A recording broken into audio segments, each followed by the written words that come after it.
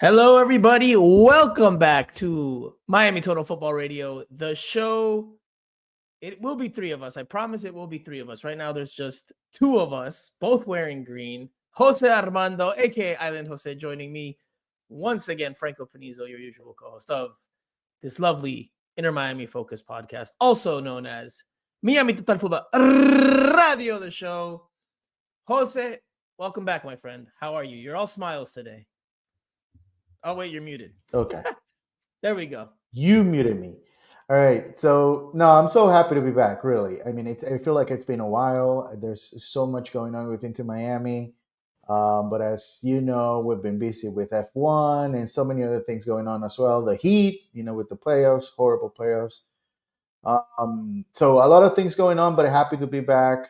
I've been watching. It's not like I've been completely absent. I've sent some comments, but I've noticed, and I don't know if this is something that happens to, a lot more people watching. Comments that come in through Twitter, I don't think you get them. Have you noticed that? Do you get any comments from X or Twitter, whatever it is? Because I've been sending comments, but you don't read them. I get some comments from Twitter. From Twitter? Oh, so it's working. So it's just you not reading my comments. There you go. But I haven't seen. So I haven't seen any of your comments coming through. So this is news to me. I haven't seen them at all. So no, but the main thing is I've been watching, and surprisingly enough, I'm agreeing with you guys most of the time. So we'll see if it happens now that we're live and I'm here. Well, Andrea Llanes, aka Akisita, will be here in the flesh at some point on this podcast. It hasn't happened Miami yet. won. Miami won. It hasn't happened yet. I was about to say, Andrea's about to show up after an episode in which they won, but she's not here yet. So until she's here, the conspiracy theorists can continue with their conspiracy theory about Andrea only showing up after losses. Nader in the comment section says, hello, nice to see you guys. I was looking forward to this. So are we, Nader. So thank you for joining us. I know. I feel like this spot in particular is one that we can actually slow down and really think everything through, because we don't have like a game coming up on Saturday and then another one on Wednesday, which is the case next week, but it wasn't this week in particular. So, it feels like, we can ease into every topic that we have for tonight. Yes, I agree. Normally we have a lot to cram into an episode. Today we can kind of flesh a few topics out a little bit more, just because it's a more regular, I'm using air quotes for those of you that listen to this, air quotes, a more regular week, because there was no midweek match. For the first time in a long time, Inter Miami did not have a midweek match. So they had a full week's worth of preparation for this weekend's game against Minnesota United, the Julian Gressel Clásico, which we'll talk about a little bit later on. But Jose, we've got a good few topics to talk about. Yeah. Obviously, we touched on, Simon Evans and I, on the last pod about the elimination and the bigger picture of Inter Miami right now, which we won't dive all into it, although I'm very curious to hear you and Andrea's thoughts.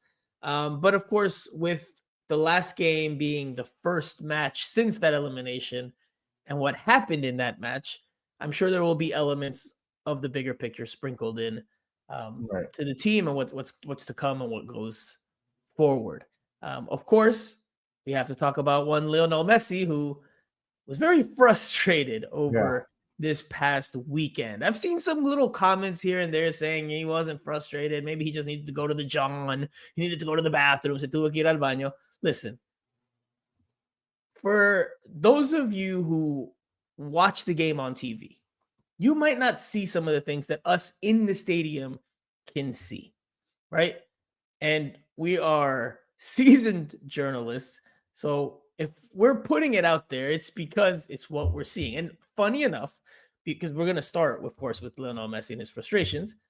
It all started, I started catching his frustration, thanks in large part to an observation that you made, because you sit right next to me in the press box, when you started pointing out how fatigued he was. And there's a video that Jose has on his Twitter handle, as you can see right there in the bottom of his screen, at JARM21. There's a video that Jose put up on Twitter over the weekend of Lionel Messi crouched over in the first half, hands on his knees. He's bent over as he's waiting for Inter Miami to win the ball back and attack. It's a bit And that's actually where Red Bulls, I think, yeah, they did score in that play. It was all within the same exact moment. but it was a big observation because it's the first half of the game. Yeah. Obviously, we know his age, and physically he looked tired, right? You don't put your hands on your knees and bend over unless I'm tired. You're tired. Yeah. That's a big sign of being tired. So from that moment on, Jose, I kept my eyes on Lionel Messi. From that moment on, like, I watched the whole game, but from that moment on to the end of the first half, I stayed very, very fixed on Messi. And on one of the ensuing plays, Inter Miami looks to do a quick counterattack. And I think it was from a corner kick. And Messi receives the ball in the right center channel. And he plays the pass to Tadeo Allende, expecting a give and go into space for a very quick, dangerous-looking counterattack. Tadeo Allende has the ball get caught underneath him, so he doesn't control it well, and it gets stuck behind him. Tadeo Allende's momentum takes him forward. Inter Miami loses possession. In that moment, I saw frustration from Messi. A few moments later, on a corner kick for the Red Bulls, Oscar Ustari collects the cross that was whipped in. And again, my eyes were on Messi. But Oscar Ustari collects a ball that was whipped in, and instead of maybe playing it quickly to Messi, he just goes down on the ball and kills off time to get to the halftime whistle. You see Messi do one of these. He throws his hand up in the air, clear sign of frustration. So for those of you that weren't at the stadium, especially some of the talking heads, he was frustrated. He was frustrated. Now, I'll show you the images that I've actually caught and grabbed on my cell phone at both halftime and the final whistle. He hadn't scored in the first half. Inter Miami was cruising, by the way. Inter Miami was up, 3-0, then it was 3-1 when the Red Bulls score. But Messi was frustrated all the same. So for those of you, again, that weren't at the stadium and want to say, oh, maybe he wasn't upset, he just wanted to go home. No, he was upset. He was upset. You could see it with the gestures, the expressions. But let's look at the images. Let's see the images. This is the end of the first half. Inter Miami's up 3-1. Messi not on the score sheet yet.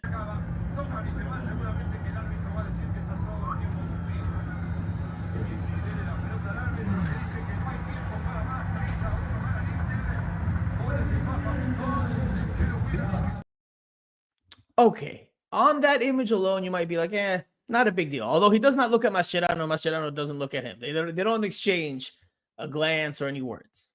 All right, that's the first half. Now, Messi scores in the second half. This game ends in a 4-1 victory for Inter Miami. There was some cause for celebration despite the elimination a few days earlier in the Champions Cup. This was Messi at the full-time whistle.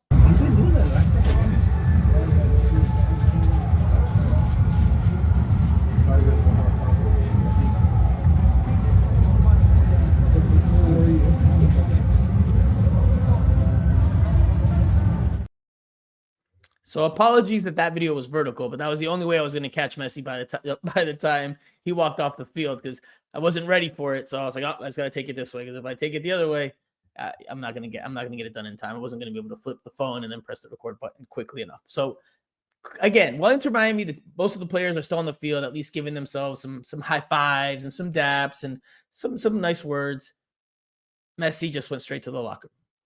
To add to that, Jose, before we go into it, and I see Andrea is waiting in the lobby, so we'll get her here in 1 second. But adding to this, and I think you can attest this. You were with me, I think, in the mix zone. Yeah.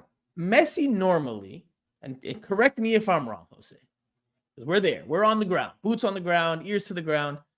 Messi normally post-game takes a good while to exit Chase Stadium. And when he does, he normally strolls with his family, the kids, Antonella.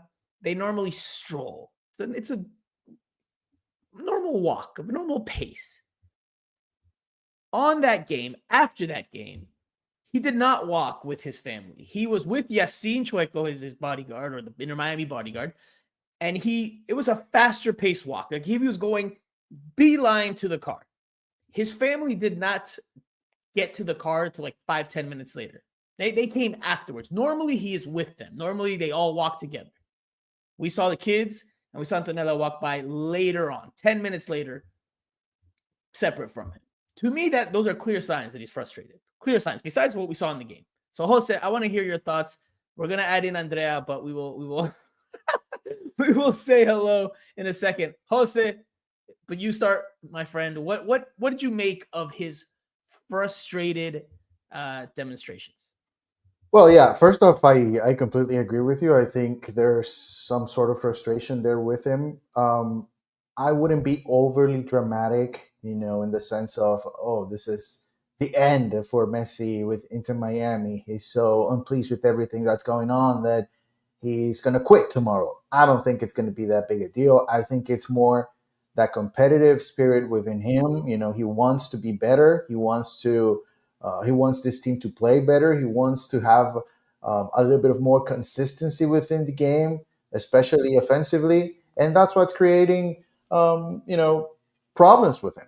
So I do believe that this is something that we can feel comfortable saying, because, like you said, we were there and we have seen the signs, especially in particular the walking out of the leaving the stadium so early and walking past the mix zone, because we're there all the time. I think we're now able to figure out when he's upset about how the things went in the game, because that's particular situation that we saw over the weekend. We saw it as well before, when things were not going well for the team. I can remember in particular, the Monterrey series, early on in those games that were they felt like he was struggling physically. He did the same again. So I agree with you. There's something there. And if I would have to point at anything in particular, it would be the way the team is playing right now. So that was the question I had for Andrea, who I would like to say, how are you? Nice to see you again. You have now proven the detractors wrong. You are here after an Inter Miami victory, not a loss. Although people will say you're only here because they got eliminated last week. All the same. But Andrea, it's good to see you. Here because I shouldn't be covering this team anymore because I got attacked and almost killed by a ball, but it's okay. Well, no, Andrea, your gain's a little lower than Jose, so it's harder to hear you. But all the same, my question for you is what Jose just touched on. Why do you think Messi is frustrated? Right, we saw the clear demonstrations. Right, we saw that he estaba frustrado, estaba fastidiado. What is he frustrated about? Is it just the team that's not playing well? Was it that he's not scoring? Because Velasco Segovia, I asked him after the game, and he did say at halftime Messi wanted his goal, right? Actually, we'll share the clip with you guys after Andrea goes here. Maybe I should do it before so that I can not interrupt Andrea. So let's listen to Velasco Segovia on Messi's frustration. Tranquilos, que ellos sigan haciendo goles, que nosotros la vamos a respaldar. O sea, si no hacen tampoco que se acaba el mundo, ellos también tienen su mala racha. Nosotros lo vamos a respaldar a muerte y ellos son los mejores también. Y bueno, a eso. Ellos van a seguir en su momento, van a hacer los goles y van a hacer asistencia. ¿Leo estuvo tranquilo en el entretiempo? Porque sí, se le vio fastidiado cuando salió la Sí, un poco tranquilo, nada. Quería su gol y bueno, se le dio.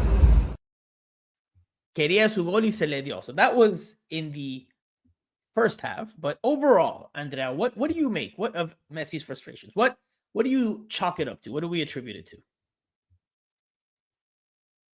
The ridicule they did against Vancouver. They had the easiest draw. They didn't play any Mexican teams. And Vancouver Whitecaps, a team from Canada with no history of going through this tournament, who had the most difficult role, having to go to Costa Rica, having to go to Mexico 2 times, and having to come here, humiliated them, because that is what that was, a humiliation completely, with Jordi Alba, with Suarez, with Messi in their own stadium. They got humiliated. So Messi, I guess that it's tired because he saw all of that, all of those things that I am talking about, he sees them too, and it's unacceptable now. These teams and the players are saying, "Oh, we're gonna concentrate in MLS and doing a decent club World Cup." That's bullshit because the goal for this team this year was the CONCACAF Champions League. They had the easiest draw, and then Monterrey got the only team that was difficult enough. Monterrey was eliminated, and even with that, they didn't make it to the final. It's completely unacceptable, and Messi's frustrated because it's a bad look on him. He thought that he was gonna come here and win CONCACAF easily, and instead he got humiliated last year and by a better team because Monterrey is a better team. And this year he got humiliated by a better team on the field, but a worse team, a team from Canada that got to the tournament because of the Canadian Cup, not even MLS or Leagues Cup. So it's frustration. It's frustration because he should But you have know, done better. I The I, team should have done better. It I is think what it is. Well, there's Jose, let's hear it. something Just go ahead. else. Add to that, Jose. Let's see what you've got. Yeah, I think there's also obviously results are not there, in terms of the Champions Cup, because the league, I can say they're okay, but I think he's probably not comfortable the way the team is embracing him right now. It feels like, and I told Mascherano this, and I don't know if you guys agree with this, but it feels like every time he takes the ball, he needs to also take on two or three defenders to make something out of nothing. But he doesn't have a lot of help around him. He has the players, but Mascherano just hasn't been able to put them all in the right place. Maybe it was a good sign in this game in particular with Velasco, because we saw a couple combinations, and especially in his goal, there's a very good combination between the two of them. But that's very rare. I mean, we haven't seen that from Messi with any other player. Even with Luis Suarez, we haven't seen that connection. The Jordi Alba Messi connection, that's almost automatic. It hasn't been there this year as well. So obviously all those things, can be frustrating because he's used to having success on the field. He's used to being, good all the time. And it's not like he's playing bad, but he just doesn't have enough around him right now. I think the system is not helping him. And that can be very frustrating. I mean, I would be frustrated with it. So for me, I think it's a combination of all the factors you guys have highlighted here. I think it's the team not being truly as competitive as he would like, right? This is a player that has competed at the highest levels and has won everything there is to win at the highest levels of football. It took him a while on the international level, but he did get it done. Now he's come to MLS, which is a couple of steps, if not more, below his level, right? He's not going up against Rudiger. He's not going up against Marquinhos here on the defenses here in Major League Soccer. He's going up against Hey, Acerbi, please. The Italians. all the same, right? He's expected to score goals. He's expected to win. He's expected to raise trophies. That's what this project is. That's what the expectations are. And by and large, in his 2 years here, they haven't done a whole lot of that. They won a Leagues Cup trophy and they raised the Supporters Shield trophy last year. But the Supporters Shield doesn't mean a whole lot in the grand scheme of things. The big trophies are still evading them. And I think the CONCACAF Champions Cup defeat plus el rendimiento that you touched on, Jose, the performance levels, the collective functioning of this team, I think all those things just mixed together, plus his own personal drought of not scoring because he hadn't scored at halftime. And then he does score, but he doesn't even celebrate his goal, right? Like, I think it's just a combination of everything that's really getting to him right now, that he's just bothered by the state of the project. That is not guaranteed because the team is in this state because of him. He brought the coach, he brought his friend, and that is what happens when you bring someone inexperienced. And I remember when I said this at the beginning of the year, that people call me a hater, that people call me this and call me that. Mascherano is simply not ready to be a coach, to be coaching, especially a team with this many youngsters and with 4 players that have won everything, including Lionel Messi and Sergio Busquets, who are world champions. And it really takes. We saw Tata, how difficult it was for Tata Martino last year, and we know of everything that happened, and the rumors of what happened indoors with the team, right? And even with a coach as Tata Martino, who has that much of experience, it was very hard for this team to succeed. And now you get someone who doesn't have an experience, who is their friend, and in the moments that this team has lost, has not acted like an experienced coach. And so for me, that's unacceptable. And if Messi is frustrated with the results, it all comes back to him, because Mascherano is here because of him. Yeah, and he's and basically he's he's making all the frustrated, decisions around the team. and people, exactly, and people then come and talk about defenders and talk about players, yes, who are not at the level of Messi. We knew that no one is going to be at the level of Messi in MLS. Maybe it's just young players that come to the league, not young, but retired European stars like Saha and those type of players.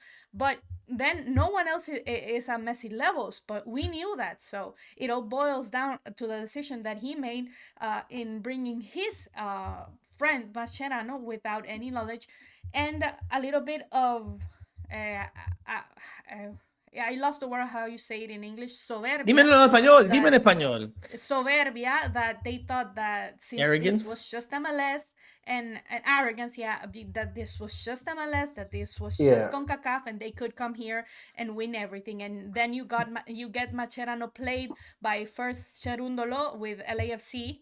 They went through that tie because of a penalty.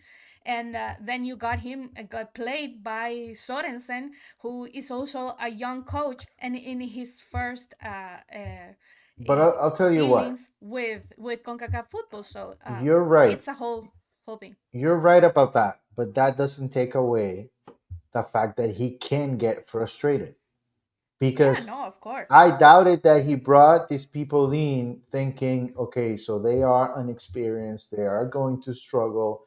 He thought bringing people in that he actually knows and thinks they know the game would actually work for the team. So when he sees everything that is not going like he thought it would, then it's completely normal for him to be frustrated, with what's going on right now. And again, like I said before, this is not about being overly dramatic about the situation. It's just the expectations that he brings, are so high that winning 4-1 and scoring a goal is still not enough for him because he knows, and that's another thing that we'll probably touch And on it was, later on. and it was, listen, I mean, it was a nice goal, a lot of effort, some talent, some power, potencia to rifle it in there, but it was a meaningless goal, right? Like, Right. they were up Yes. 3-1. It's 4 to That's what 1. I It was doesn't about to it say. doesn't Yeah. mean it doesn't mean anything, right? Yeah. Sorry, And he go ahead. knows it. He knows it. He knows that. It would have been different if he scores the first goal of the match because Right. it feels important. And I think we saw a similar situation with Luis Suarez. Luis Suarez scores a goal, and rather than him, celebrating, having the advantage or winning 3 points, he wants to take off all that frustration from not scoring in 9 or 10 games. So again, What did he do? I What did think Suarez do? Because we do have to touch on that. my last thing that I would say about this, I think even with Inter Miami winning 4-1 against Red Bulls, Messi in particular, and probably Suarez too, but Messi in particular, acknowledges that it was a good result, not a great overall performance. There were things that, still made you think about Dallas and Vancouver. So I don't think they got completely away from, what happened in Champions Cup, even though they were able to win. I think this next 2 games will actually tell us the story because they're going to go on the road, a little bit more adversity. Um, in particular, I think maybe Minnesota and San Jose can be a tough challenge, especially, on the road for them. So I really want to see the team, how they perform in the next 2 games. So that's a good transition for the soundbite from Javier Mascherano post game, because I'm going to expand on this afterwards. he talks about, keeping things as is, doing a lot more of the same things that they've been doing. Look, they can win regular season games against the average to below average MLS team. I mean, that's they're a super talented team. As comments are trickling in here. Sean Callahan says it was a bad New York Red Bull team. That 4-1 win means nothing. Mike V says, bottom line, this team is stacked. It's unconscionable that they keep crashing out of tournaments they should be winning. I mean, that's the bottom line here, right? That this team is not made to be a team that, can just beat the middle of the pack and low-level teams in Major League Soccer. This team is expected to beat the high-level teams as well as the mid-level teams or low-level teams. It's expected to win trophies. And again, by and large, they have not done that in 2 years, that they still are missing. From a sporting aspect, it has not been a success. From a marketing, commercial aspect, business side, 100% it's been a success. But from a sporting, por un lado, el lado deportivo, it has not been. But let's listen to Mascherano, because I thought his remarks on how Inter Miami competes were eye-opening. ¿Qué te quiero decir con esto? Que el objetivo es seguir haciendo lo que venimos haciendo. Entiendo que haya mucha frustración. El primer, o el que está más frustrado, soy yo, es el cuerpo técnico, son los jugadores por no haber alcanzado la ilusión de jugar una final. Pero también seamos buenos que ¿cuándo le había tocado al Inter Miami jugar este tipo de partidos? Bueno, hay que aprender. Creo que realmente se aprende si en el futuro los resultados son otros, pero Roma no se construyó en 2 días. Y la realidad es que este club tiene exigencias altas y no tengo ningún problema que las exigencias estén altas, pero lleva 5 años compitiendo recién. Y la historia te la dan los años, te la dan momentos, te la dan noches como la de Los Ángeles, como una remontada de esa. Y bueno, seguiremos intentando buscar lo mejor, seguiremos tratando de aprender de los errores y seguiremos insistiendo en que este equipo puede competir y todo lo que venga lo vamos a tratar de competir. So That's sorry, so hold on, disappointing. guys, hold on, because we have English listeners that don't speak Spanish, and on one of the more recent episodes, we were so excited and we got carried away without even paraphrasing it that I got some complaints that I did not translate or at least paraphrase what was said. So long story short, Mascherano talks about, yes, there's high expectations, but that Rome was not built, in his words, in 2 days, and that this is only the 5th year, or that the organization has only existed, the team's only existed for 5 years, and that they have to still learn, and and going forward, that the idea is to learn from this, and that the story is still being written. That last part is true. The story is still being written, but clearly you both are shaking your heads as in you don't agree with the sentiment. So tell me why, starting with Andrea. It's completely unacceptable when you coach after the biggest loss in your season comes out and says this, because you got there, as I said, not playing against a Mexican team, and you were playing a team also that is not that old. When was Vancouver founded? 2012? Something like that? 10, No. When was Vancouver founded? Vancouver was founded a long time ago. They joined MLS recently, exactly. But they've been but they've existed for a long time. But anyway. Well, then the strikers count for Inter Miami. Miami Fusion counts for Inter Miami. No, because it wasn't the same. Then, anyway, yeah. Well, go ahead. You know what I mean. So they Vancouver also, and they have a coach that just came in, different set of players from last year, and those players outplayed Inter Miami with you having 2 world champions, with you having Jordi Alba and Luis Suarez. Is not acceptable to come and say and use that as an excuse, because as I said last year when Tata came out and said, oh, the budget is why we lost against Monterrey, this is worse than that excuse, because now you had a team that in paper and in football was better than what Vancouver had with better players. And then Vancouver Whitecaps comes here to your house with 3 players in their midfield that dominated your midfield with containing Sergio Busquets and your attack containing Lionel Messi and Luis Suarez. You cannot come out and after losing that play that, oh, this team doesn't have history and we are writing it. No, that's completely This is the unacceptable. problem. This is the problem Unacceptable. when you use AI to hire a coach. I mean, I seriously doubt that, you know, in an interview with between Mascherano and Jorge Mas, Mascherano will go, well, listen, yeah, the Champions Cup, you want to win that tournament? I don't think so. It's only your 5th year, so, you know, let's just be happy with making it to the quarters or the semis, and then, you know, we'll see in the future. Do you think a coach like that would get hired? I mean, it's complete nonsense. It's complete nonsense. If you have Even Messi, with Mascherano's words, this and what he said after the game in Vancouver, any coach anywhere in the world would have gotten fired. The people need it's to know unacceptable. It's that. People unacceptable. need to know that. Everybody's young here. You know, there are so many teams that are young. I mean, if you look, especially if you look into MLS, the MLS landscape, there are so many teams that, you know, they're young teams. They don't have a lot of history. But, you know, if you put a competitive roster, you know, it doesn't matter what you have done. If you think you're a competitive team, then you go out and win in CONCACAF. It's not the same like playing the Champions League and you're, you know, even being, you know, PSG is right now in the final, and it's a big occurrence because, you know, it's the French league. You don't have the same competition as the Premier League or La Liga. So I mean, it's just to me, it's completely It's unacceptable. unacceptable. You know, for most of his, you know, press conference, I think he was fine at times, acknowledging, you know, mistakes and all that, but that part in particular, and of course you pick exactly that. That was just to me completely unacceptable. It doesn't get to the level of Phil Neville, you know, taking credit But for Phil, wins in but Phil penalty never kicks. got to these instances. O No, sea, but it doesn't this go to team is that different. level.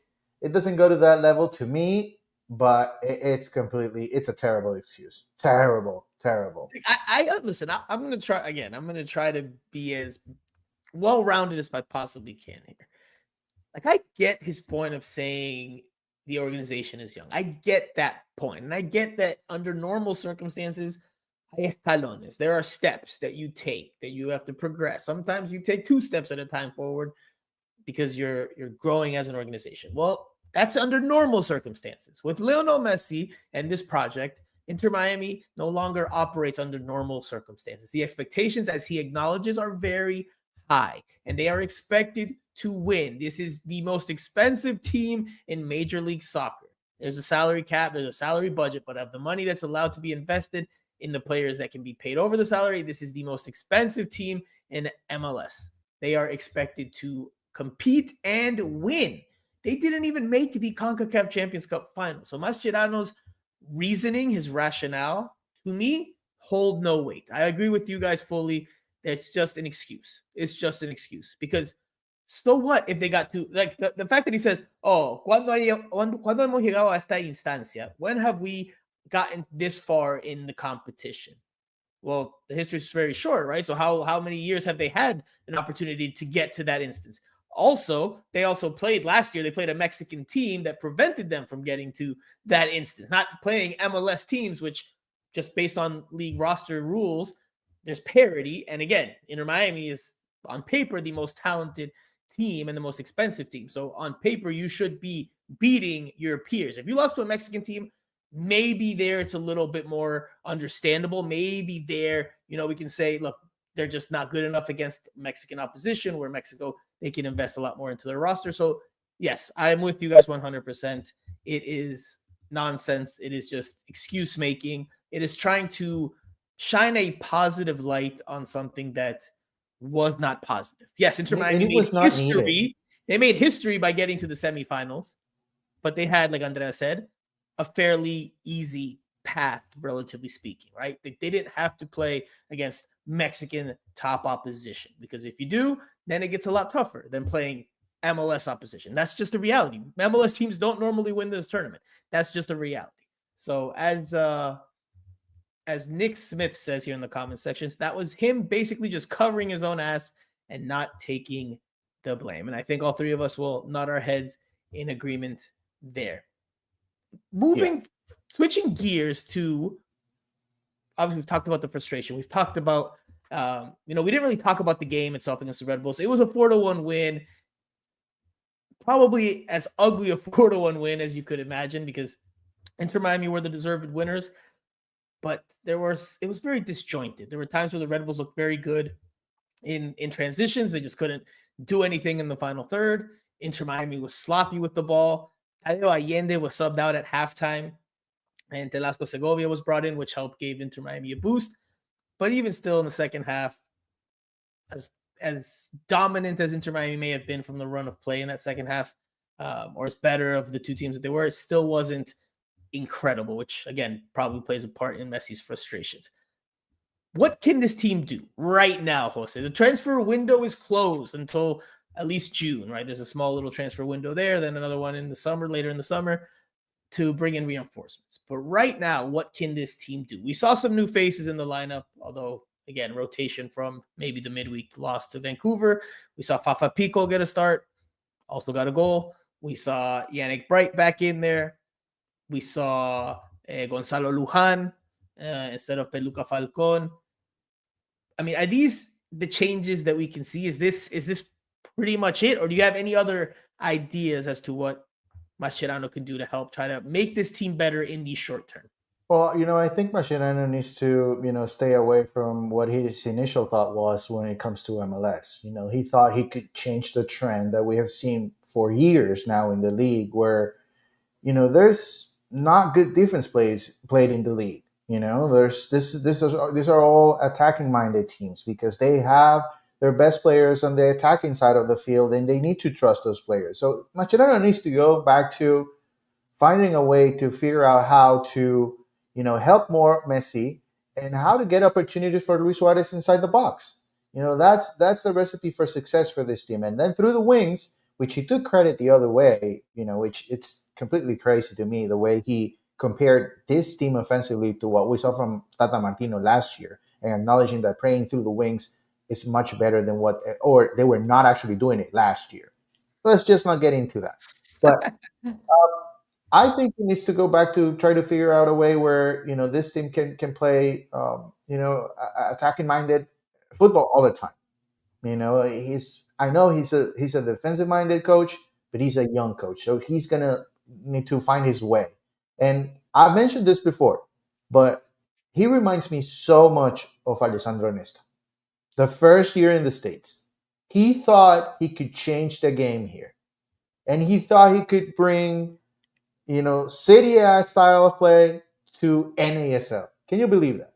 And he thought, I've been at the highest level, and I can do it, and I will do it, and this is my way, and this is the right way to play. And I think Mascherano is doing exactly the same thing. He's just going to have to figure it out a lot sooner because it's not going to work. You have two of your best players that are not happy right now because, we talked about Messi not being happy. I don't think Suarez is happy. Well, you touched on him earlier, and I asked you to tell us what he did on his goal scoring celebration, which you kept finishing your point, which is fine. Redondeaste tu idea, so it's fine. No yellow card for you. He almost kicked one of her friends. Well, he actually did. That would be a good story. Miami is becoming a hazard for us. Caution, warning. I didn't go on Saturday. Yeah, he did hit Nico Tapia. He did hit Nicolas Tapia, the photographer, a friend of ours, who, by the way, was when I saw the replay. Hit him. Stop it. He didn't hit him. Well, I don't know how you want to call it. Maybe he grazed it. Maybe La Rosa, quizás. Right, come on, let's not make it. Let's not exaggerate it. But what he does do in his goal scoring celebration is to unleash his frustration of going 9 games without a goal. He tries to kick the electronic board behind the net, and he misses. He fails to do it correctly. Yeah. He scuffs it, which maybe leads to him rozando our beloved Chilean photographer Nico Tapia, which I didn't see, so I don't know. But he clearly misses even on his celebration, which is there was a joke in there somewhere. He's playing so poorly he even missed on a celebration, something along those lines. This is what Tapia said to me. I'll tell you what. You go ahead, and I'll let you know once I find it. But 'Cause I so asked him. I agree with your point that the two star players are not playing well. And I do want to emphasize this because Miguel Garcia is here in the comment section saying it's not Mascherano's fault. The team is too weak. Parentheses, no defense. We heard the same thing last year with Tata Martino. And last year's team was worse defensively than this year's team. Defensively. Yeah, just by the That's fact that great. they're having Falcon, they are already better. They're already what they better. were last year. Absolutely. Yeah. But this team and this league, your defense is always going to be your weakness. Bad. Yeah. Always. Or it's going to be one of the weaknesses because the same amount of money is not invested to the defense as it is to the attack. I've been saying that since the start of the year because I know when Inter Miami loses games 2-1, it's always going to be the defense's fault. Or if they lose 3-0 or they lose 3-1 like they did to Vancouver, oh, it's because the defense is no good and because you see the mistakes that the defense makes. Well, what about on the other side? Where are the money men that are supposed to create the goals and score the goals? I mean, look, Luis Suarez is still in the starting lineup game in and game out, despite his run of form being very, very poor. Anywhere else, or mostly anywhere, I won't say anywhere, most places around the world, a striker in that run of form is going to sit on the bench, right? There's going to be an alternative to try something fresh, try something new. You know, I asked you about the three players, Fafa, I asked you about Yannick Bright, I asked you about Gonzalo Lujan. I was trying to see if you guys would talk about the striker role because, listen, Luis Suarez, we know his pedigree, his trajectory, his trayectoria, his talent. We know he has it in him.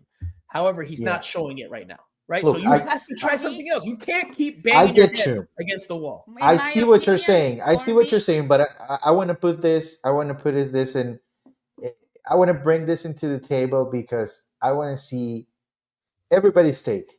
Of course, you two, but people watching right now and maybe listening later on. How would Inter Miami look like, and what would actually happen within the team if Suarez is benched? How do you think he will react?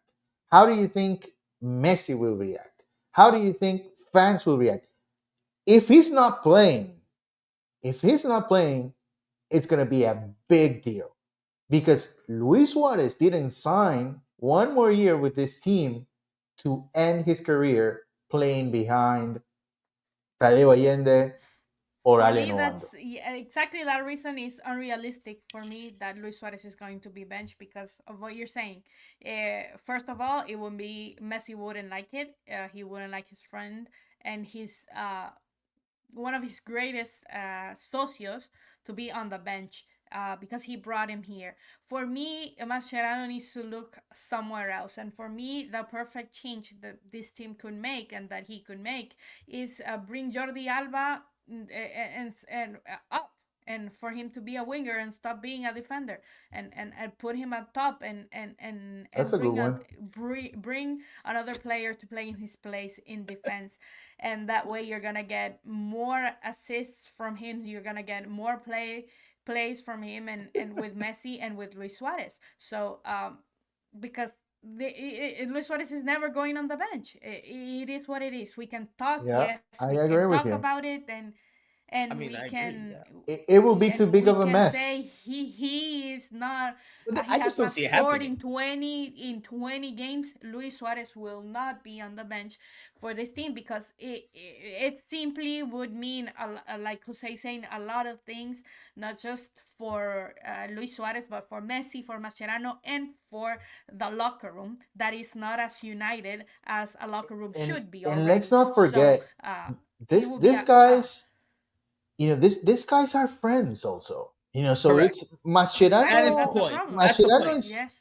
They are friends. So I think I agree with everybody. That's trying to figure out a way for this team to play without Suarez. But if he's not starting, everything will fall apart. Everything will fall apart. It's not only about the game, but it's about the day to day. Everything behind, the dynamics, the behind the scenes dynamics. Exactly. Yes. But that's what I'm saying. So I agree with you guys that based on what we're seeing, it should happen, right? The change should happen. Even if Allen Obando is not the half the player or a third of the or the fourth of the player, the fifth of the player, whatever you want to label it. I think just based on form, you need to just try to freshen things up, right? You need to try to bring in some new ideas and see if it works. But the actual reality is Mascherano's the head coach, Messi's involved, Busquets, Jordi Alba, they're not benching this guy. They're just not going to bench him. And that's not either one. you know, not that no is the one reality. of them is gonna be on the bench. Well, that's the reality, and that's why I was laughing while Andrea was speaking before, because Sean Callahan made a funny comment with regards to Jose's question about Messi being upset if Suarez were to be benched.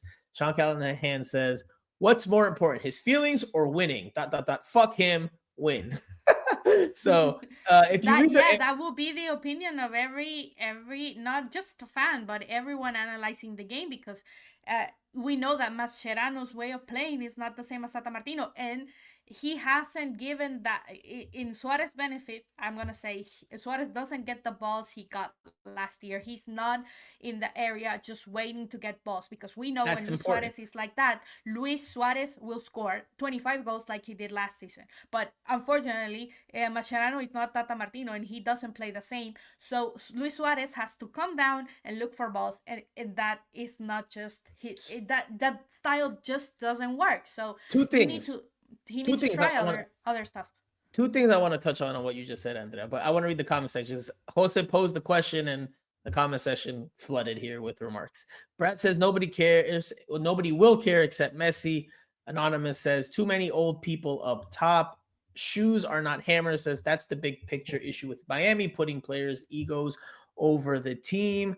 Brad says nobody will care if Suarez doesn't play except for Messi and his friends. Bruni says Suarez needs to get rotated. No excuses. Sean Callahan adds, Obando proved he can do 60 minutes in the MLS. Mike V. Suarez out. Redondo out. Luján out. Segovia out. So a lot of, everyone, that was a lot of outs. But I think everyone's of the agreement except for the people that most matter in this conversation, and that's el cuerpo técnico. The technical staff is the one whose opinion matters most here, because they're the ones that make the decision. And Javier Mascherano does not sit Suarez. And that's where I wanted to kind of harp on what Andrea said. When the season started, one of the first big changes that we saw was for Mascherano, as opposed to Tata Martino, was that he was willing to sub these star players out, especially Suarez, right? Early on in games, he would sub him out. We were like, oh my gosh, it's something we never saw with Tata. Tata just played him all 90 minutes. But now look, when it comes to the starting lineup, he won't take him out. He just won't take him out. So that initial ooh and ah that we got from seeing a different element, it doesn't exist when it comes to cuando las papas queman, when the things actually matter. It's still the same approach, because the egos do play a part. This is not a video game where you can just plug in people, take them out. It doesn't impact anything. Yeah. The egos, the dynamics behind the scenes in the locker room do impact decisions. And that's why they came here, because they knew they could do stuff like this in here. They wouldn't be able to do this in any other league. None of them will be playing in Barcelona, in this Barcelona that played the semifinal in the Champions. Maybe Messi would get some minutes, but then none of them would be starting for Barcelona. But I think I do want to ask you guys. Sorry, Jose. I do want to ask you guys this question, because Andrea did make a good point. And it is, again, we're trying to be as well-rounded and thorough here in our criticism, our analysis, or our praise, if that would be pertaining here, but it's not. Suarez is not getting the ball as often in dangerous spots. He does still get them on occasion. Right? There was one against Vancouver that he pulled wide, if my memory serves me correctly, where he took a couple too many touches in the box. But he's not getting an excess amount of opportunities, right? And Messi has also dropped in his level, because he's not getting as many dangerous opportunities or getting the ball in his, Jose has mentioned this quite a few times over the last few weeks, in as many advanced positions as he normally does when he's at his most successful. That is, to me, a testament to the lack of funcionamiento, the lack of functioning about the collective in general, which falls on Mascherano. You could talk about individual performances. Tadeo Allende spoke to you guys this week. I didn't make it to practice yesterday. I will be there tomorrow, though. and he talked about his dip in performance levels and how he's trying to work his way to get back, but he's not too concerned.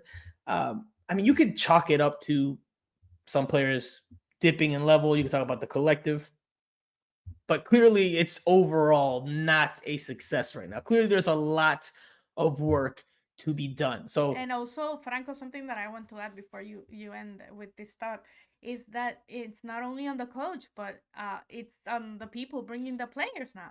Mascherano was responsible of bringing a lot of these young guys, but then we know because of reports of other media members that do not live here, but have reported that Guillermo Hoyos is the GM. He's making the moves in the background, but we know that is happening. And let me tell you, those people have also made mistakes in this team in Inter Miami. who is Guillermo Hoyos? It comes to he's Messi's godfather. Messi's, godfather. No. He's the one. I want to correct that sentiment. I want to correct the sentiment because I did some digging last week. I wanted to get to the bottom of who Guillermo Hoyos is, right? And a common information that has been spread out there, including by us, so I will say that we were wrong, is that Messi called him his football godfather. He did not call him his football godfather. He called him his football father. The godfather thing comes because Guillermo Hoyos and Messi, while Messi was at Barcelona, young Messi, they have a press conference. They're part of some project that was starting, and in that press conference, Messi is named El Padrino of the project. So Messi was the godfather of the project. And in his response, somebody to try to do a Spanish to English translation perceived it as Messi saying, and I can share this. I saved it just for this purpose. Messi's response, and he said something about how him being the godfather of the project, yada yada yada yada. But right before that, he started talking about Guillermo Hoyos. So someone who did the Spanish to English translation put it together that Messi was saying Guillermo Hoyos is his footballing godfather. He never said that. He did say that he was his footballing father. So that's even more same sentiment. He's someone important to him who played correct. A big role of him being in Barcelona and of him and his father managing things in Barcelona, right? And that's who's managing things in Inter Miami now. Not officially the face, but we know that he is.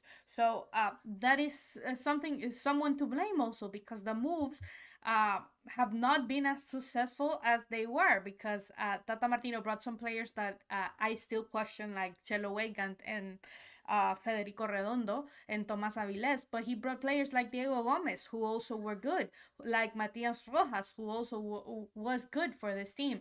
And I think these players that have come this year have been having problems. You talked about Tadeo Allende, but also Telasco Segovia, and all these players that they scouted that I don't doubt they have potential, but we were talking, and I said this in past podcasts, that it's not the same, and MLS maybe is not the best league to come and form professionals, or that is a league that is gonna blossom and bring out the best of any player, right? And I think they have made a lot of mistakes, and yes, Mascherano is the big responsible, but also the guys that are in the back making decisions like trading Robert Taylor, like trading I don't mind those trades, but yes, somebody needs to come in. But you need to bring someone in. If somebody comes in, you're gonna lose two players, you need to bring two in.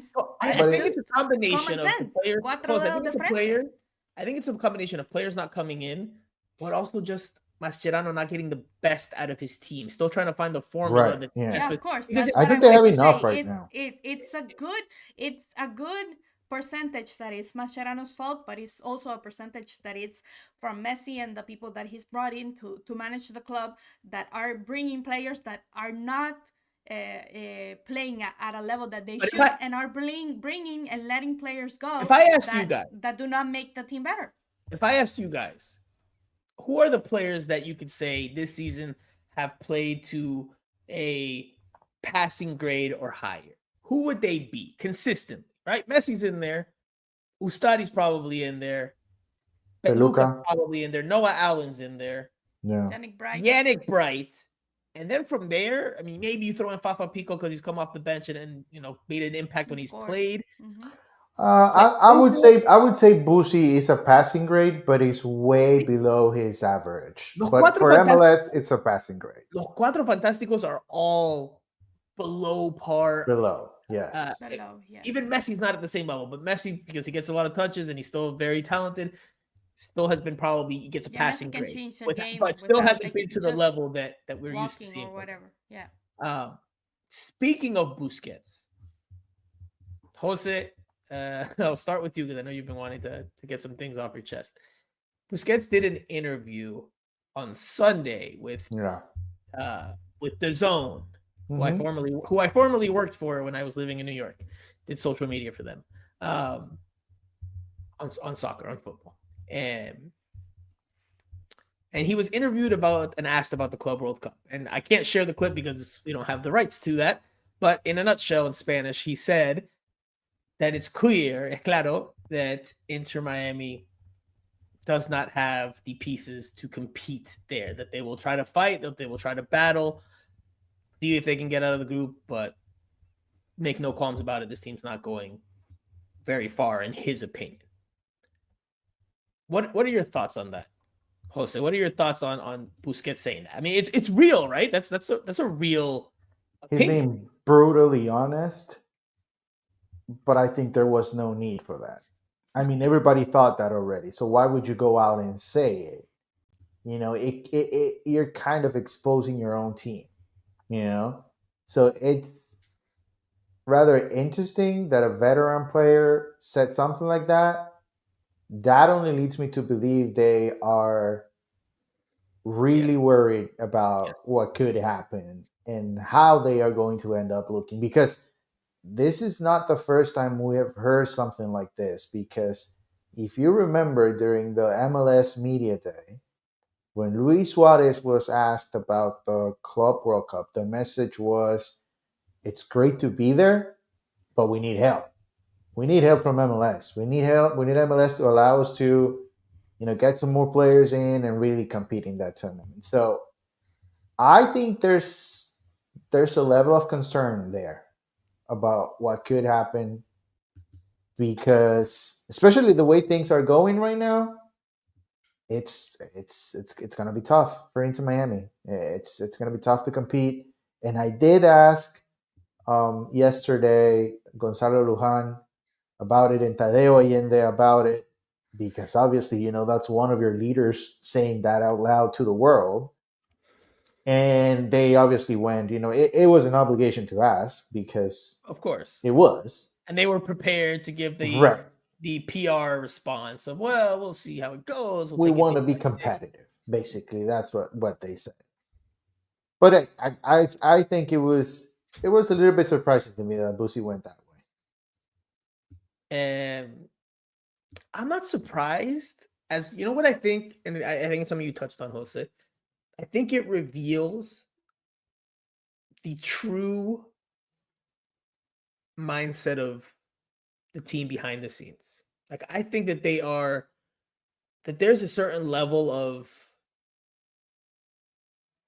concern about not necessarily the four, right? The Fantastic Four, the Cuatro Fantásticos, but around the other pieces that have been brought in. Whether it's an opinion we agree with or not, I think that that's what that comment says, that they just don't, they are coming to terms with the reality that they feel that the rest of the team is just not up to the level that they are at, and that collectively. No, but they don't have any level, man. Just Messi, Luis Suarez, Busquets, and Jordi Alba are retired players already. I'm just telling you what it sounds like with who they are competing. I think Jordi Alba can compete in the Club World Cup. I think Jordi Alba. Busquets couldn't even Jordi Alba with Berhalter, Vite, and Cubas, man. Right. He's not going to compete in the Club World Cup. Like I said, Busi, I have my doubts. I would still give him a passing grade, just because I think he does so many other things, like organizing the team, and he helps in that aspect. But he's not as brilliant with the ball. And I think, again, I think it's the system. Imagine what he's not the Busquets that we saw in 2023. In 2023, no, it's not. Cuando 100% llegó he's not. Messi y llegó Busquets, and they were the first two because Jordi Alba came a few Because weeks he later. came from They were Barcelona and training connecting, in reality. combining. Yeah. Right. That And is I gone. think the system, because Boosie last year, remember, he played most of the season as a center back. So A lot of it. that was different as well. And But people I used think to Jordi criticize Alba, I Tata give him a pass Martino for it. because of that, but he was actually, in my opinion, helping Busquets look better, because it's, for me, it's I don't unacceptable know. if Busquets cannot even compete with Sebastián Berhalter, Pedro Vite, and Cubas. But he didn't He's look not very good gonna as a center compete back. with Porto, who has young players and better players than him in this moment. But you And guys are- against Brazilian teams that has better players, and Al-Ali that people seem to dismiss, but they are champions in Africa and are a very well organized and quick team that are going to make Inter Miami suffer. Inter Miami Unfortunately. was embarrassed in preseason last year by some teams in the Middle East. So, you know, at the end of seasons, teams are in form, maybe They should be tired, but worried. yeah, it's concerning. But again, do you guys agree that comment, Jose, shed some light into how they view the team, how they view their Yes. teammates, that they're just Yes, not good they enough? know. Do you agree with that? They know. Yeah, I think they know. I mean, they train with these guys all, well, maybe Yeah, but if 2 they or were 3 times a winning, week. but not if they were every day. winning, Jose, if they were winning, you know, maybe this doesn't come out. Maybe it's like, you know, estamos en buena racha. I don't know. I think it would still be the same. I think it would still be the same because, you know, Chelo Wigan would be Chelo Wigan, you know, even though if you win 3, 4, or 5 in a row. Look, I even think Peluca is the best center back they have, but I don't expect Peluca to have a massive Club World Cup. I think he's going to struggle because he's too slow. You know, he's very well That is positioned, the thing that I say. but he's a because very slow center back. So, you you know, brought he's a going to player like struggle. Falcon that is not gonna. He has heart, but he is not the defender. He's at that the you see MLS often level. in MLS. Exactly. I think he's an all-star in MLS, but any but other even in part of the MLS, world if he's you not. compare him to Aaron Long, if you compare him to other players in this league, I don't know. He's better than he- Aaron Long. well, Jose, I don't know Jose his doesn't like favorite. don't Jose say does that. not like Jose does not like Aaron Long. Jose's Or not an Pac Aaron. Miazga, by the way, Robinson, just in okay, case. Robinson. Say whoever you want, Robinson, whoever you want to say. That that Walker are good Zimmerman. defenders in the league. Ugh, Walker Zimmerman. another one in that same list. Yeah. Team Reeve.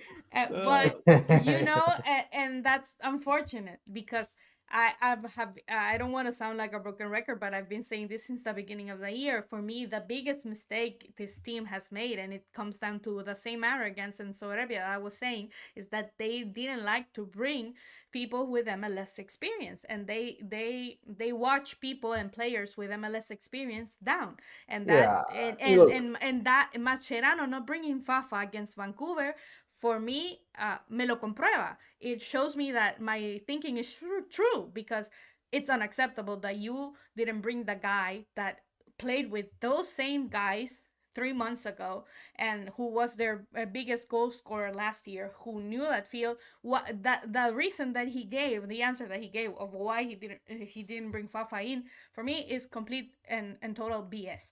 And that comes to the fact that they don't trust players who have experience in MLS. That's very possible. Very possible. Jose, you wanted to say something there? I forgot. You forgot. Pedri Potter says Andrea would rather start that Ukrainian guy over Falcon. Sergi No, I think Christoph. Falcon Christoph. is their best defender right now. Is their best defender. Now, let's if, respect if I Sergi had Christoph. a choice to bring another player from MLS, I would have brought players from MLS. Christoph was a Falcon, national team Aviles. player, and he played multiple times in the Champions League for Shakhtar, big team. So let's just show some respect to Sergi Christoph was Christoph. on slow, but he was. Yeah, he was solid. cumplidor before.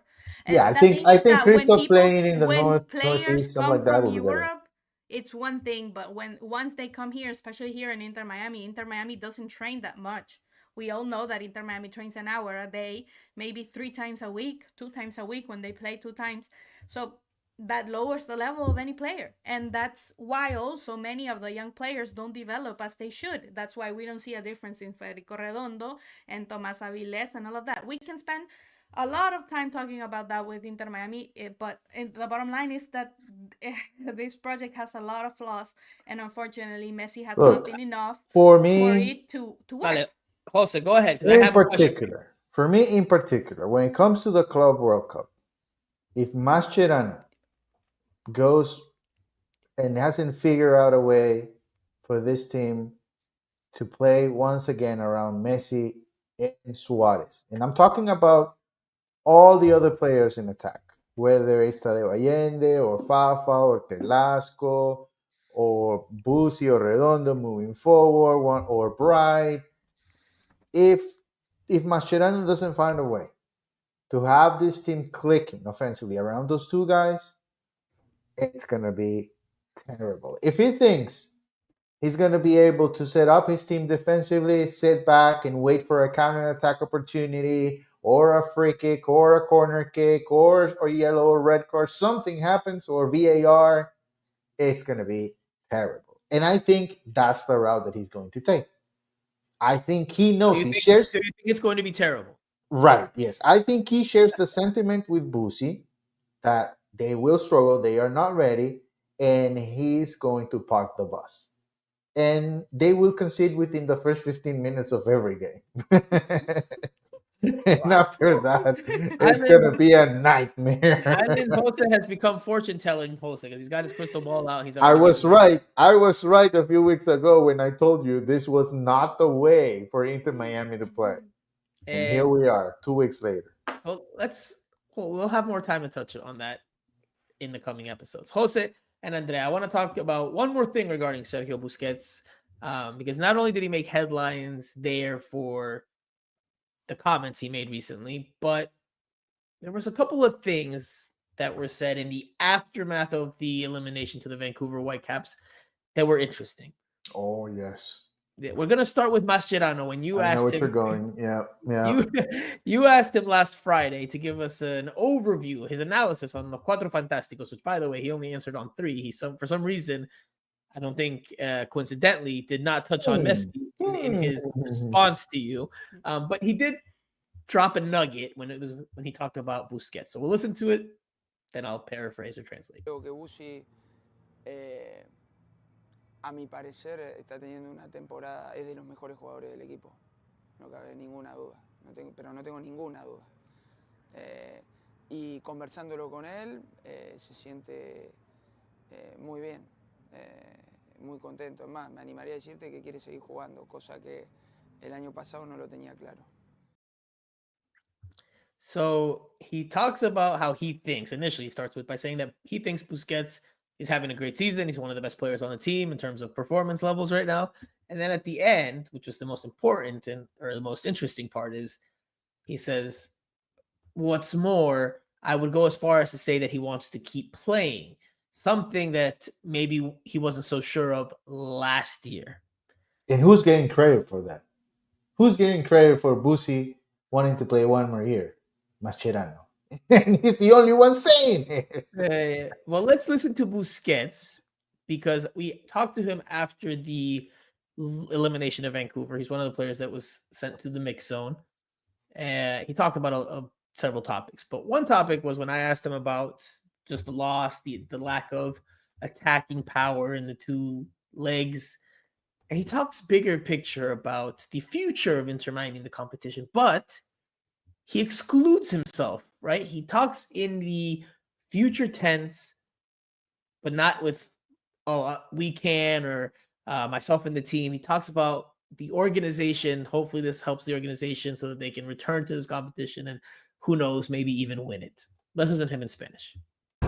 Bueno, yo creo que son dos partidos diferentes y que es verdad que en Vancouver no tuvimos tantas llegadas ni tan peligrosas, pero yo creo que hoy sí, ¿no? Que como te he dicho, en la primera parte nos pusimos por delante, tuvimos un par de Tadeo y luego en la segunda también tuvimos aproximaciones, tuvimos llegadas, tuvimos remates, pero mira, a veces el fútbol es así, en una eliminatoria a doble partido contra un gran equipo y cuando vale el gol doble fuera de casa tienes que ser muy contundente en casa, en las dos áreas y fuera, intentar hacer un gol y creo que no fuimos ninguna de las tres cosas y bueno, pues como he dicho antes, intentar aprender, mejorar y ojalá pues le sirva al club para en un futuro poder llegar a una final en este torneo y por qué no ganarla. Siente que el equipo es muy... Flat out for both of you, starting with you, Jose, is this the last year of Sergio Busquets' illustrious career? Yes, sir. this is his last year. And it will be the last year for Luis Suarez as well. I think the only one that can actually think of maybe moving on, even if he wants, is Jordi Alba. I think Jordi Alba has been, obviously, Messi is a higher level. But between Jordi, Busi, and Suarez, even with the 25 goals from Suarez last year, I think Jordi Alba is standing at the top between the three of them.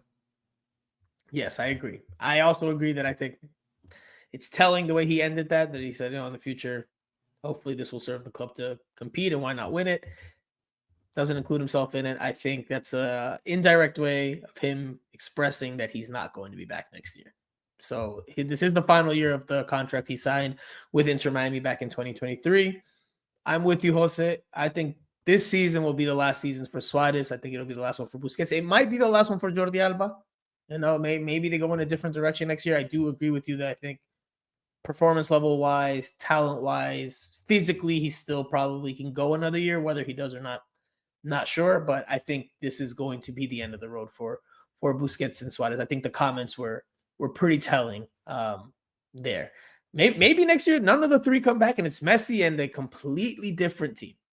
Maybe. Look, the fact that another. So you thing, envision Messi playing without his friends in Inter Miami? So I think seriously doubt it, and almost all of his friends are retired now. So Jose, I think one thing that we have to take into consideration there is Kevin De Bruyne was a transfer target, right? Yeah, perfect, but not to play with Messi.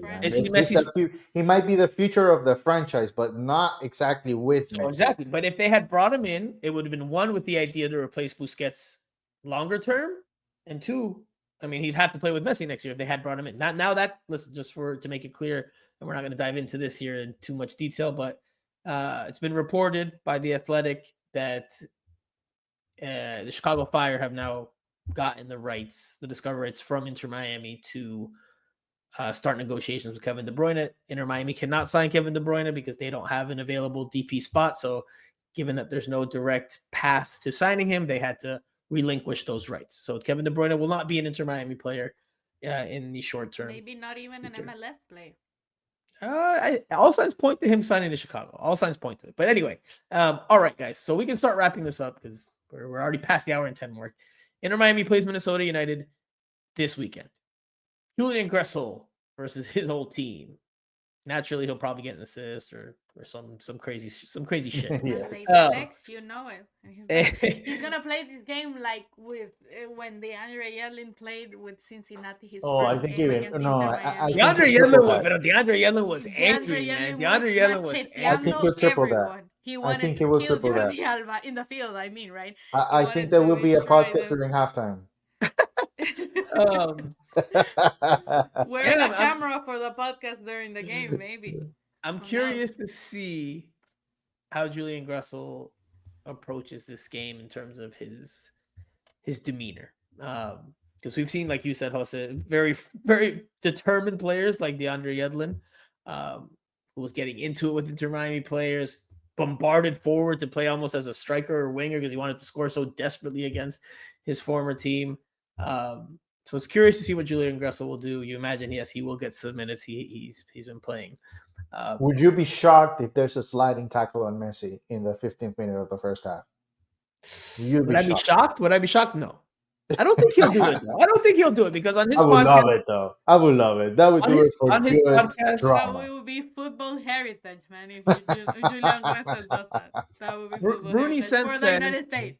Bruni Sense Gressel said on his podcast he's going to give it his all. Of course. But Gressel also said on his podcast right when he left was that he did exchange words with Messi in the parking lot, and he chased him in the parking lot to say bye. Yes, and he was leaving, and then Messi turned and he was like, "Yes, give me the shirt. I'll sign it for you." He's like, oh, he thought he was one fan more. Like, oh, you're one of those fans that infiltrated the parking lot and you want a picture and then sign. Yes. Okay, come on, get yourself. And then Gressel was, no, we won Leagues Cup. Remember 2023, the last time we talked to each other. I played you that one amazing pass in practice yesterday. You don't remember that? So anyway, all right. From an Inter Miami For me, From an this Inter game Miami against standpoint, Minnesota is interesting because of the Julian Gressel angle. But if you ask Joseph me, Rosales will be playing also. Joseph Rosal, hold I on. was gonna But bring that. the question for you guys is, although maybe Julian Gressel does an anti Indiana Vasilev, who scored a hell of a free kick in a preseason game we watched when he was with St. Louis, and then he raised his hand up to not celebrate against Inter Miami. This is a And true that story. was actually closed door Yes, friendly that we closed got. door Back preseason. in the I day. am betting here we will see Julian Gressel's German side, and he would celebrate if he scores against Inter Miami, especially Oh yeah, he should. especially to Mascherano's face, like saying "Es para vos, es para vos." if he Yes, scores. yes. So quick I anecdote. expect 100% that to happen. Quick if he anecdote scores. we will share, and I think we've shared it before, but just for listeners who maybe haven't heard that far back, Indiana Vasilev, after he left Inter Miami, was with St. Louis. St. Louis City, I think it was in their expansion season, came to play Inter Miami in a closed door friendly that only a handful of media members were able to watch, us three included, and it was at Inter Miami's training facility. Indiana Vasilev scores a hell of a free kick to the top right corner from distance, an absolute missile, a rocket, un misil. And he doesn't celebrate. He just lifts his hand up and opts not to celebrate against his former team. Very classy of Indiana Vasilev. If Julian Gressel scores, I don't think you will see such restrained behavior. Anyway, all right. We talked about Inter Miami. We talked about Mascherano. We've talked about the tactics. We've talked about all of that. So to round out this show, the starting lineup for Saturday. What does Inter Miami do against the second place team in the Western Conference? Very talented opponent. But what does Inter Miami do? Do they continue to trot out the same tactics, the same personnel? Do we see some minor adjustments, Jose? Because they've had a full week to rest, right? This is now Mascherano can't say, oh, we were rotating play. Oh, almost knocked over a microphone. He can't say we're rotating players because we just played on 3 days' notice and we need fresh legs. This weekend is going to tell us what he thinks is his absolute best lineup with what he has available right now. So what do we see in terms of that starting lineup? I think we see the same, and unfortunately, I believe Fafa will go back to the bench and he will not start. So if you want me to give you a lineup, I think it'd be Ustari and Cello, Peluca, Allen, Alba, Allende, Redondo, Busi, Telasco, Messi, and Suarez. Okay. Andrea, do you agree with that starting lineup? Yes. I could see maybe someone coming in for Noah Allen, but since he has had some rest, I don't think I don't see that happening. But I could see David Martinez coming in for Noah Allen also. But No, Allen is the Mascherano of this team. It would be like nothing- taking himself out. nothing for me, nothing from the tactics change is going to be exactly the same, and he's gonna insist with Federico Redondo and with Telasco Segovia and Tadeo Allende until they Baltasar is available, by the way, but I don't think he'll Baltasar start. should be available. That would be interesting to see how he brings him in. We should see him make his debut. We have a concept of him, but we don't know how Mascherano is going to use him, right? And how he's going to fit in this team. He could be a solution for this team because I doubt it, though. I think, the build that, he's not, he needs to be really good. He needs to be Luciano Acosta. That's one of the few players I've seen, that are it's short. really hard in MLS. He's going to struggle. He's going to struggle. But we could see that. But overall, I don't think Mascherano is changing his tactics, and it's gonna be a hard game. And then the next one is gonna be even harder because it's gonna be against San Jose Earthquakes, who also have an ex-Inter Miami player and have a better coach than they score a lot Miami. with Joseph and Chicho. Joseph Martinez. And Chicho Arango, Arango. And Bruce Arena is a better coach than Javier Mascherano. even though I don't like him for national teams, I think he's a good coach for MLS. I have said that 1,000 times here in this podcast, and I think it will be interesting. These 2 games for Inter Miami should be interesting, and should be a little different because, to tell you the truth, as is in almost every American sport, the Western Conference is a little bit better than the I think Eastern they'll take. Conference right I now. think they take 1 point out of the 2 games. Interesting. Jose, I disagree with your lineup. I think Mascherano will have a couple of changes there. I think it's not what You I think he'll want. play Fafa? He's not gonna play Fafa. I think Fafa starts in front of Tadeo. He made enough. I think he deserves to start. Yeah, But Like, that's what I would think. start him. I do Well, think. I don't think I do he'll think we change, see it. yeah. I think we see it. I think we see it. I also think we see Yannick Bright for Fede Redondo. I think Yeah, it's possible. That That away one's from home against a talented opponent. Redondo hasn't been very good. Bright has been a step above. He was named the icon of the match after the Red Bulls game for whatever reason because Who decides that? whoever wants Who to makes go that take it. decision? somebody Whoever in, wants to get their photo taken. so yeah, somebody Maybe in the Inter Miami. sponsor. The Maybe sponsor will send the message. This guy is popular. He's trending, so let's give it to him. It's something like that. I don't know. yeah. I don't know. I don't know who makes that decision. We need to find out who makes the decision if we want to put any value into it. You know. Gustavo Giannini dice hola desde Argentina, Mr. del Plata. Mar del Mar del Plata, Plata. Mister del Plata. Dice, disculpe, ¿cómo es que se llamaba? What was his name? Pero no dice no Giovanni? hay mar, No, no, dice no. MR. Giovanni, disculpa, Giovanni, este muchacho. Sorry. All right. It should be interesting to see them against these 2 teams, and hopefully we see some better ideas from Mascherano. We bounced a lot of ideas between now 3. Me saying Jordi Alba should play up top, Jose saying he should change some of the positioning from the players. Franco also bringing his ideas.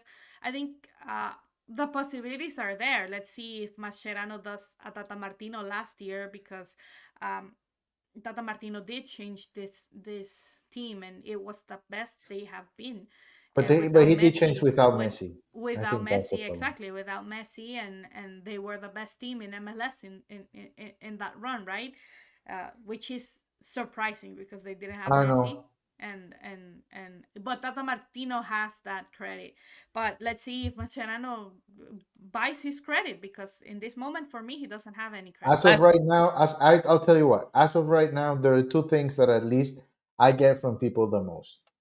Suarez, everybody wants him off the starting lineup, and there's absolutely no trust in Javier Mascherano. Yeah. Those are the 2 things. I don't know if you get the same. What about Chelo? Chelo's in there too, man. Chelo gets criticized. Yeah, but Chelo. I cannot talk about Chelo anymore, because people are gonna think that it's because he almost kills me that I am against People get Chelo frustrated Wiggins, with Chelo, but it happens like in a goal in the game. But after that, people do request Ian Frey to play. Yes. And people, I think the 2 players that people want in the starting lineup more than outside of Messi, of course, are Yannick Bright and Ian Frey. Those 2 guys, people. Yeah. I think Fafa's right there too. I think Fafa. I don't get as much Fafa, but I get a lot of Ian Frey and Fafa. The opportunity that he has, has taken advantage against Atlanta, against this Red Bull team. So I guess he has earned that people want him in. And also Yannick Bright, for me, this season has been 1,000% better than Federico Redondo, who has. Someone told me something interesting about Redondo, and it's that, and this is not a secret, but it's something to take into account in our analysis. Inter Miami paid a lot of money for him. They invested a lot in him. So it's maybe tough for them to drop him outright out of the starting lineup, because it will hurt the value in him that they want to at some point recuperate, which looks like a long shot at this point, but it is something to take into consideration. All right, very quickly, last question for you guys. Very simple. For this Saturday, does Inter Miami win, tie, or lose? Jose. I think they tie 1-1. This is the 1 point they get, according to you. Okay. Yes. Andrea, do they win, lose, or tie? I think they tie also.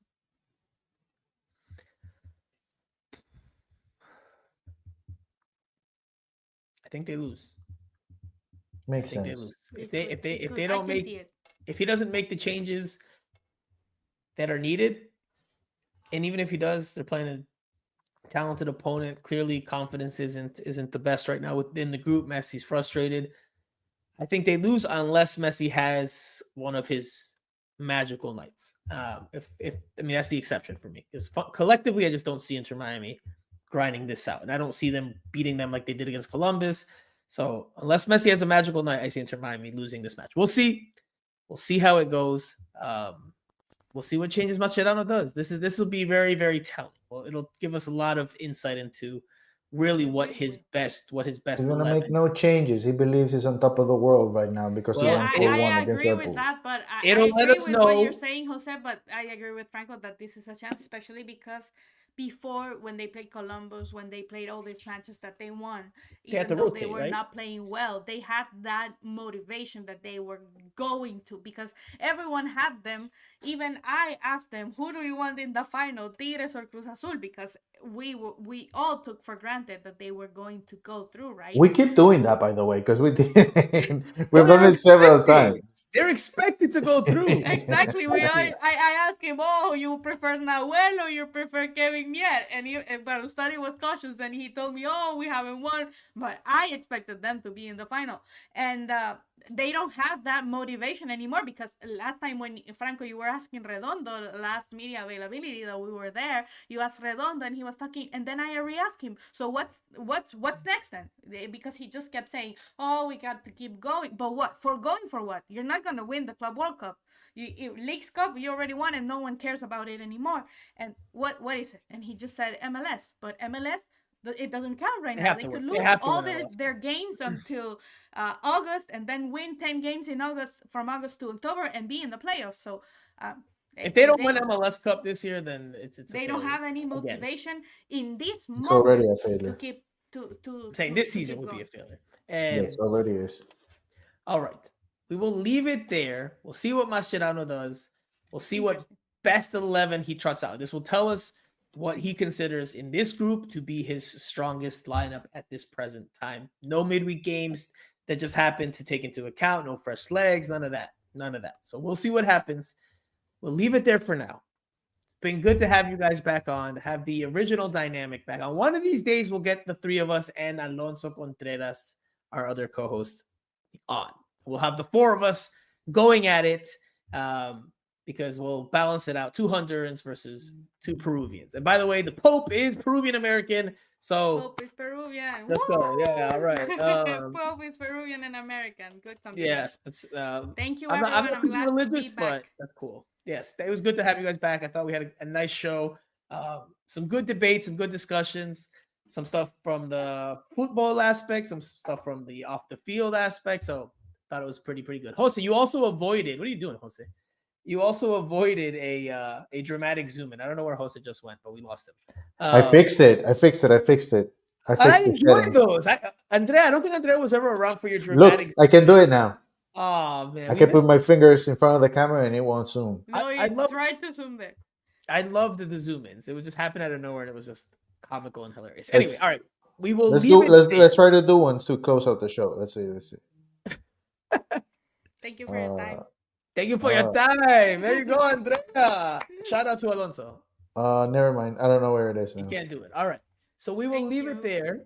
Thank you to the listeners for tuning in after the fact, or thank you for the live viewers, the commenters. Thank you to all of you guys. Thank you to you two for being back on with me as well. We'll be back next week. We'll be at practice tomorrow, getting more news and nuggets.